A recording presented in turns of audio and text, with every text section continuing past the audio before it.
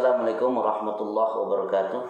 Bismillah walhamdulillah wassalatu wassalamu ala Rasulillah Muhammadin Abdullah wa ala alihi wa ashabihi wa mawala wa la hawla wa la quwwata illa billah amma ba'du. Faqad qala Allah Ta'ala fi kitabihil karim wa huwa asdaqul qailin. A'udzu billahi minasy syaithanir rajim. Bismillahirrahmanirrahim. Ya ayyuhalladzina amanu kutiba alaikumus siyamu kama kutiba alal ladzina min qablikum la'allakum tattaqun. Wa qala Rasulullah sallallahu alaihi wasallam, man shoma ramadhana imanan wa ihtisaban ghufira lahu ma taqaddama min dzambihi. Shadaqallahul azim wa shadaqa rasuluhun nabiyul habibul karim wa nahnu ala dzalika minasyahidin wasyakirin walhamdulillahi rabbil alamin. Para pemirsa media sosial, muslimin wal muslimat, shaimin wal shaimat dimanapun Anda berada, fa insyaallah mudah-mudahan senantiasa kita semua selalu dalam lindungan dan pertolongan Allah Subhanahu wa taala serta barakah dan ridhonya tercurah kepada kita semuanya. Amin ya Allah ya rabbal alamin. Alhamdulillah, puji syukur kepada Allah Subhanahu wa taala pada kesempatan hari yang baik ini di bulan suci Ramadan yang mulia ini, kita masih diberikan kesempatan Allah Subhanahu wa taala untuk sama-sama menikmati hidangan-hidangan yang ada di bulan suci Ramadan. Kebutuhan rohani kita akan terpenuhi jika kita mau terus melaksanakan ibadah-ibadah di bulan suci Ramadan dengan penuh semangat, ikhlas, dan tentunya dengan penuh harapan. Mudah-mudahan senantiasa kita semua apa yang kita kerjakan di bulan suci Ramadan ini, baik yang perkara yang wajib maupun sunnah, mendapatkan nilai ridha Allah Subhanahu wa taala. Amin ya Allah rabbal alamin. Aminkan dong.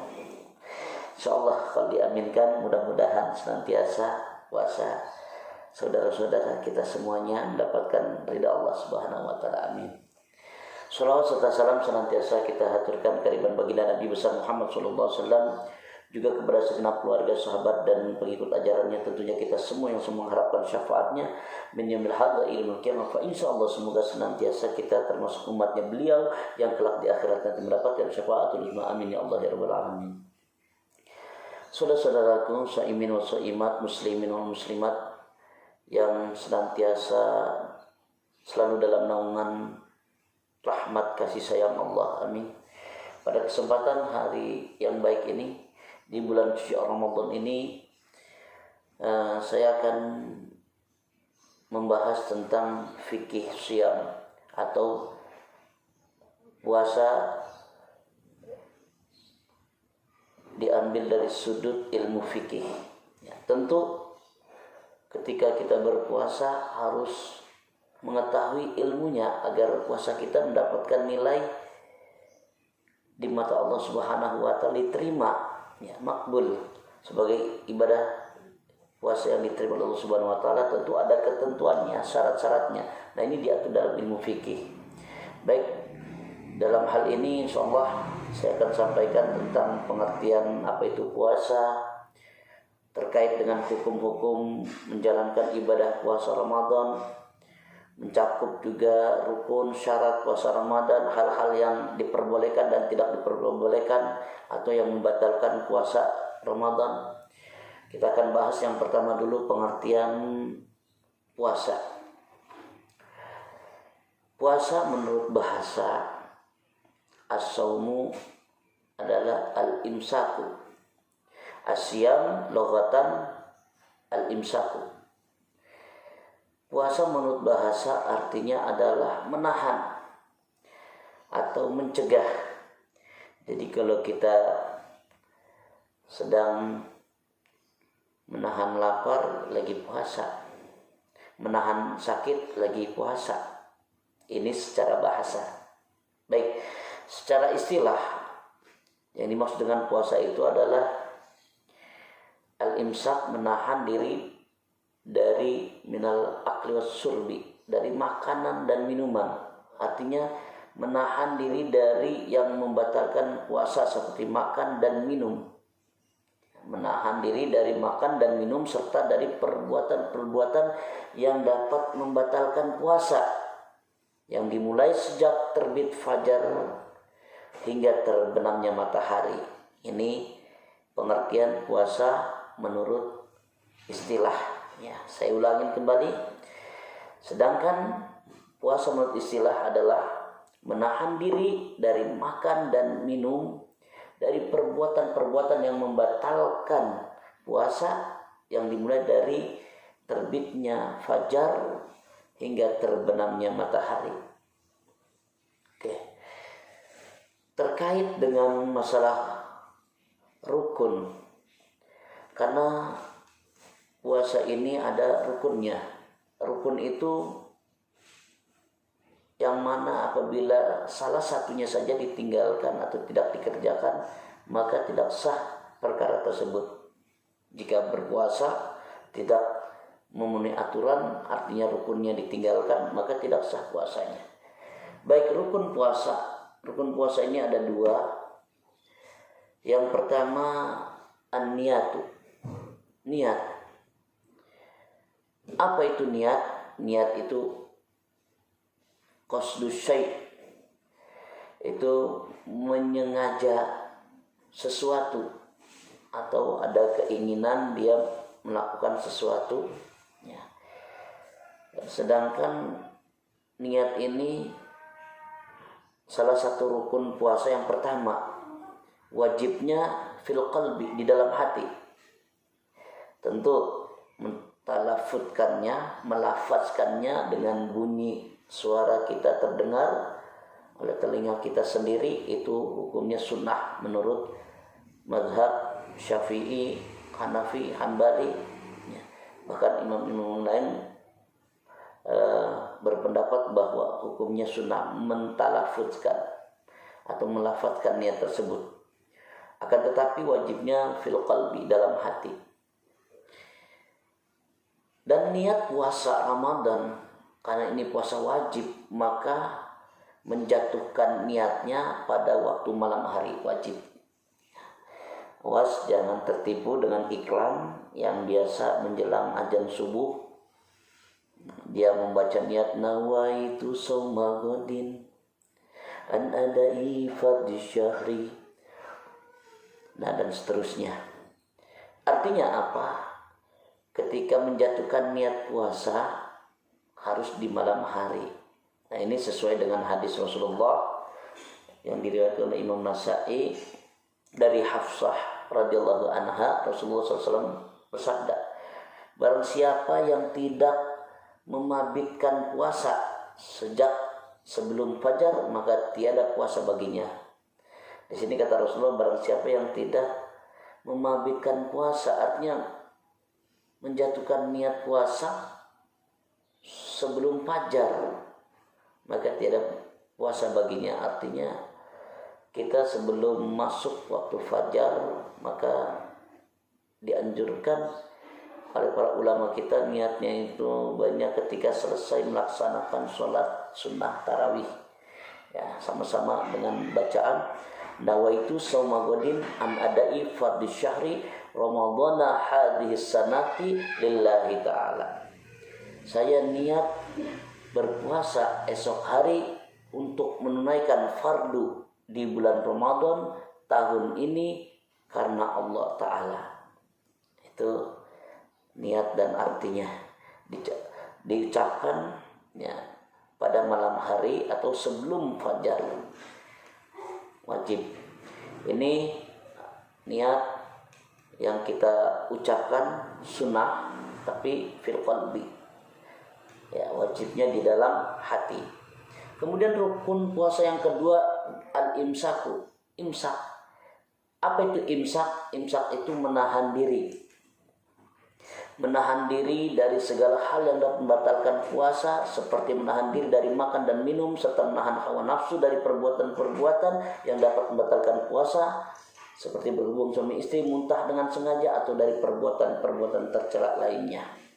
Jadi ketika sudah menjatuhkan niat, menahan dimulai dari terbit fajar sampai terbenam matahari, menahan dari makanan, kalau ada mohon maaf sisa-sisa makanan ya di sela-sela gigi, nah itu jangan ditelan, dibuang ya. Kan ada jika seseorang mungkin bekas makan sahur terselip makanan di giginya, dan ketika sudah masuk terbit fajar menjelang sampai siang hari masih ada sisa makanannya, dia lumayan walaupun sedikit termasuk makan, itu membatalkan perkara puasa. Nanti akan kita bahas ya. Baik, ini kita membahas tentang rukun puasa. Yang pertama niat, yang kedua imsak, menahan diri dari hal-hal yang membatalkan puasa, makan minum dengan sengaja, muntah ya. Ini dimulai dari terbit fajar sampai terbenamnya matahari. Baik, karena pengertian imsak ini bukan imsak dipandang sebagai masyarakat pada umumnya. Sebagian ketika imsak, karena imsak ini biasanya 10 menit sebelum azan berkumandang, padahal itu masih boleh kita makan dan minum. Karena pengertian imsak itu menahan yang dimulai dari terbit fajar. Terbit fajar itu diawali dengan detik-detik memang menjelang azan subuh. Ketika sudah azan subuh berkumandang maka stop ya. Maka ini merupakan rukun puasa. Baik, kita lanjutkan saudara-saudara. Syarat puasa Ramadan. Syarat puasa Ramadan yang pertama adalah Islam. Islam merupakan syarat utama dalam menjalankan ibadah puasa. Karena orang kafir dan murtad tidak ada kewajiban untuk berpuasa Ramadan, walaupun sekalipun orang non-muslim punya puasa tertentu, tapi bukan termasuk puasa Ramadan. Ini syarat puasa Ramadan. Yang pertama harus beragama Islam. Kalau non-muslim tidak wajib untuk menjalankan puasa di bulan suci Ramadan.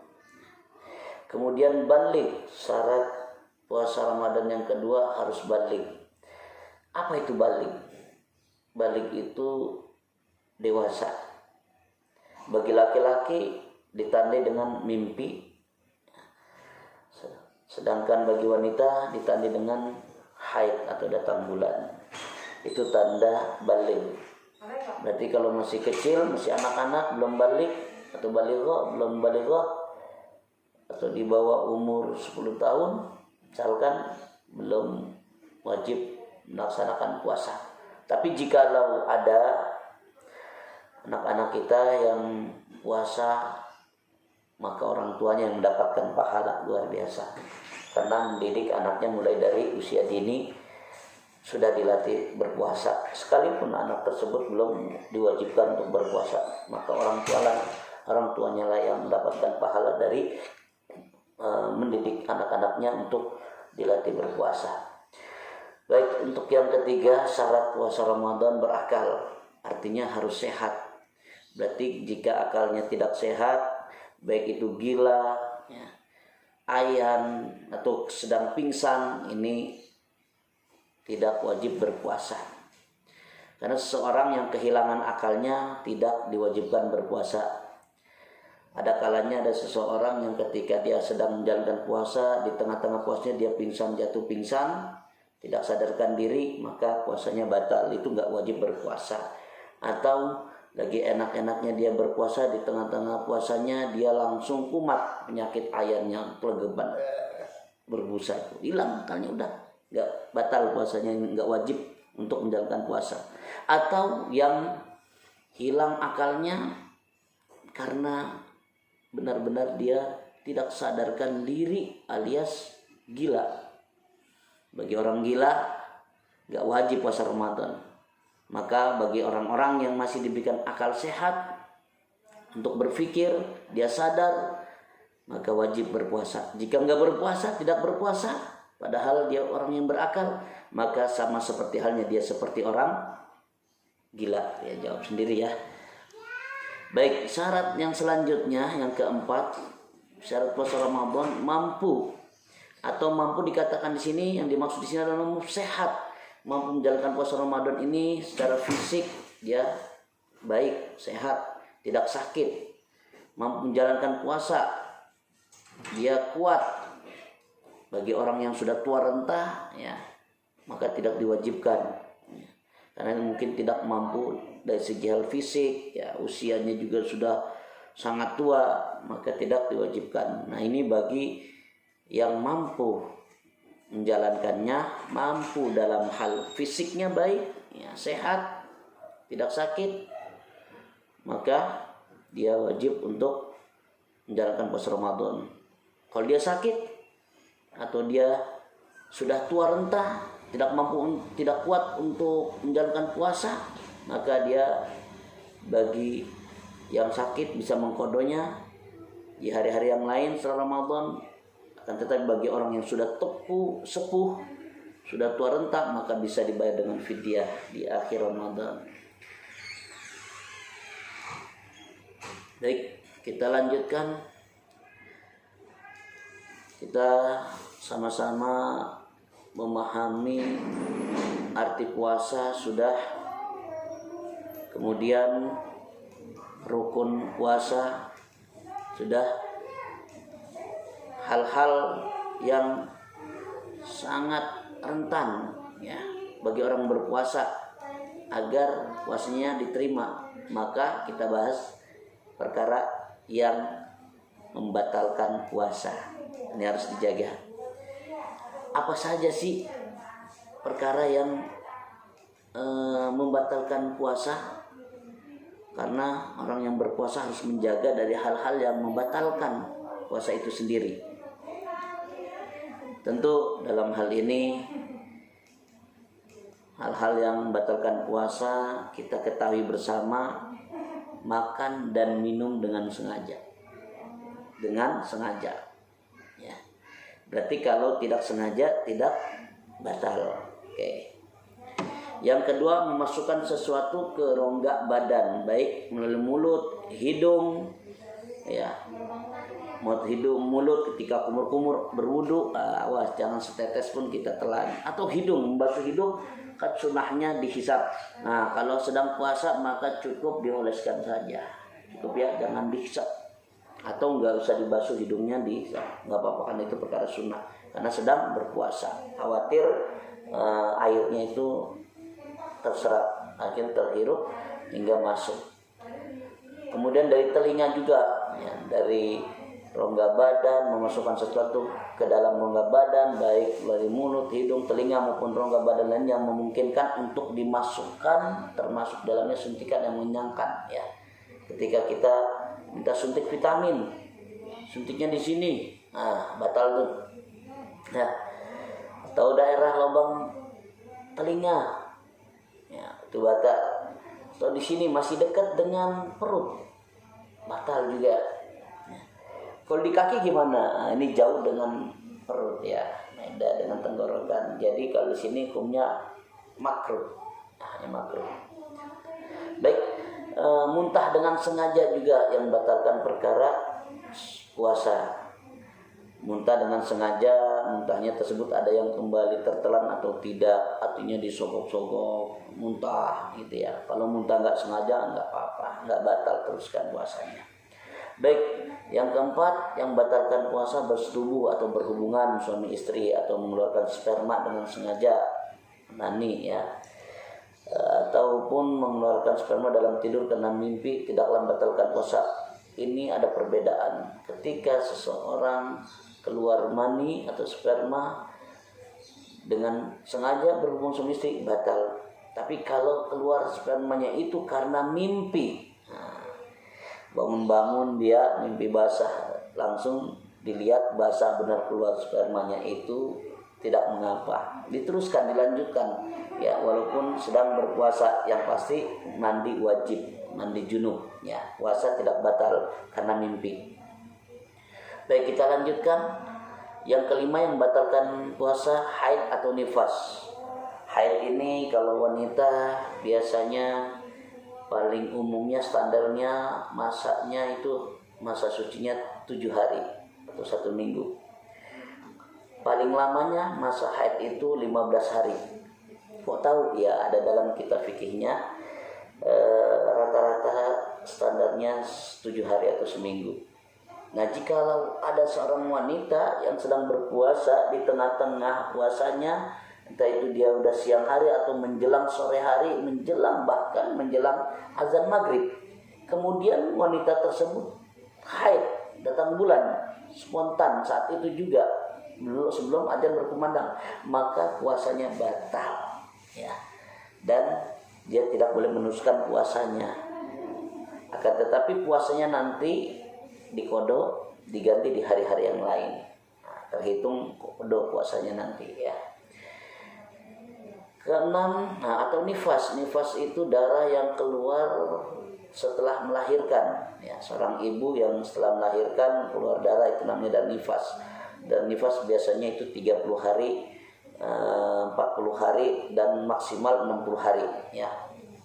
Kalau di atas 60 hari masih keluar darah, itu nama darah istighatsah, darah penyakit. Baik. Kemudian yang keenam, melahirkan anak atau keguguran. Ini pun perkara yang membatalkan puasa bagi wanita tentu khususnya ya. Kemudian yang ketujuh, yang membatalkan puasa adalah edan, gila. Ya, atau hilang ingatan walaupun sesaat tuh. Tadi sudah saya sampaikan, ketika dia pingsan walaupun sesaat hilang akalnya, batal puasanya. Atau ayan, naudzubillah min dzalik ya, mudah-mudahan kita dilindungi dari penyakit ayan, amin. Itu juga termasuk batalkan puasa. Mabuk, pingsan, maksud dan kategorinya adalah seperti bius total, dibius langsung dia pingsan atau dia tidak sadarkan diri, ini batal ya. Karena orang yang dibius secara total, ia kehilangan kesadaran. Ya, hilang kesadaran secara total, dan ini bisa membatalkan, dan ini termasuk membatalkan puasa. Baik, yang kesembilan yang membatalkan puasa adalah murtad. Apa itu murtad? Murtad itu keluar dari agama Islam disebabkan dia mungkin ya karena memilih pasangan ya, karena cowoknya ganteng artis Korea ya, akhirnya ngejar-ngejar artis Korea sampai mengorbankan imannya, keluar dari agama Islam demi meraih pria artis Korea yang agamanya non muslim ya. Nah, ini tergadaikan imannya. Namun belum jadi terus murtad. Atau murtad secara lisan, ada secara ucapan. Nauzubillah min dzalik, ada yang mengatakan, saya emang enggak kewajiban sholat 5 waktu. Nah, ini orang yang ketika mengucapkan seperti itu dia murtad secara lisan. Kenapa? Karena sholat 5 waktu diwajibkan bagi seluruh umat Islam. Padahal dia sudah balik. Ya.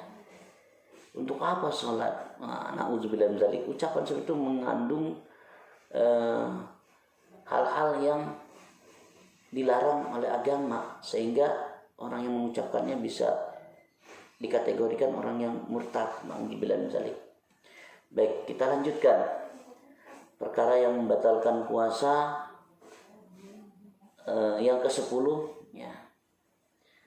Ketika seseorang berpuasa ini bisa membatalkan pahala puasa. Yang ke-10 saya bahas hal-hal yang membatalkan pahala puasa. Kalau tadi membatalkan puasanya, ini yang membatalkan pahalanya. Nah, ini lebih bahaya lagi ya. Ketika pahalanya batal, dia hanya mendapatkan lapar dan dahaga. Nah, ini sesuai apa yang disampaikan oleh Rasulullah sallallahu alaihi wasallam. Baik. Rasulullah SAW bersabda bahwasanya, kam min shaimin laisa lahu min siyamihi ilal juwal atas. Berapa banyak orang yang berpuasa, dia tidak mendapatkan apa-apa dari puasanya, hanya mendapatkan lapar dan dahaga.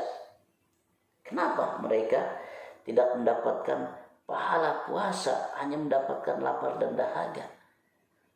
Hanya mendapatkan lapar dan haus. Pahalanya nol. Kenapa? Karena mereka tidak menjaga lisannya dari perkataan keji dan mungkar. Maka saya membahas yang ke-10 yang membatalkan pahala puasa, ghibah, ya, mengadu domba, mendapatkan fitnah, memaki-maki saudaranya, berbohong, berdusta, itu bisa membatalkan pahala puasa. Nauzubillahi min zalik. Maka dari itu semoga kita bisa menjaga lisan kita dari perkataan keji dan mungkar, karena arti makna puasa ini bukan hanya menahan lapar dan dahaga, tapi juga bisa menahan ucapan lisan yang menjerumuskan kepada hal-hal yang membatalkan pahala puasa, ya, baik berdusta, mengadu domba, fitnah dan lain sebagainya. Kita jaga insyaallah. Mudah-mudahan kajian pada hari ini bermanfaat untuk kita semuanya. Pengertian puasa, hal-hal yang membatalkan puasa, rukun puasa, mudah-mudahan kita dapat mengamalkannya setelah mengetahui ilmunya, lebih paham lagi, dan puasa kita ini lebih baik lagi dari hari sebelumnya. Oke, terima kasih, mudah-mudahan bermanfaat. Insya Allah kita akan berjumpa kembali di tayangan video selanjutnya. Jangan kemana-mana, tetap di channel Zainal Ghazali. Bisa ditonton, dinikmati, disimak, dan silakan yang bermanfaat diambil, yang tidak ya dibuang saja. Insya Allah mudah-mudahan kita semua dikategorikan hamba-hamba Allah yang menuntut ilmunya Allah. Terima kasih. Akhir kalam, hadanallahu wa iyyakum ajmain. Wassalamualaikum warahmatullahi wabarakatuh.